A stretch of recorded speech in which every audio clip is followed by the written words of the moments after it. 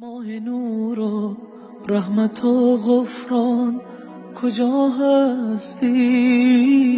بیا ماه شوق و به نام خداوند بخشنده و مهربان. از ثوبان خداوند از او راضی باد روایت است که پیامبر صلی الله علیه و سلم فرمودند روزه ماه رمضان ثواب 10 ماه را دارد و روزه 6 روز بعد آن ثواب 2 ماه را دارد و این به یک جایگی ثواب روزه سال است. روایت احمد، نسائی، ابن حبان. رمضان أهلا بك رمضان نرقى بك. علما در شرح این حدیث میگویند روزه ماه رمضان ثواب 10 ماه را دارد، زیرا در شریعت اسلام برای عملهای نیک حد اقل 1 به 10 ثواب داده می شود. همچنین 6 روز از ماه شوال روزه داشتن حد اقل ثواب 60 روز را دارد.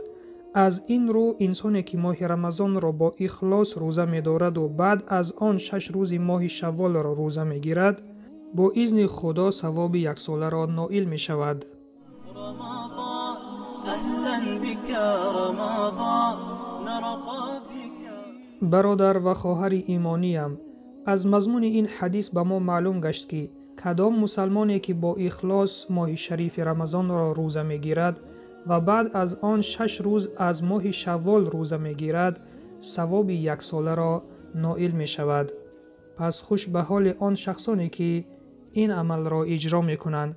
و اگر پرسید که ماه شوال کدام روزها را داشتند در کار، علما می گویند فرقش نیست که 6 روز پی هم باشد یا 6 روز از هر روزهای ماه شوال.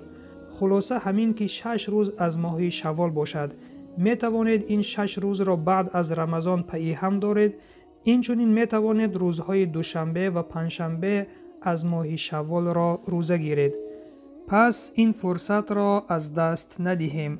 با داشتن ماه شریف رمضان و 6 روز از ماه شوال ثواب 1 ساله روزه را نائل گردیم. و سلام بر آن شخصانی که راه هدایت را پیش گرفتند.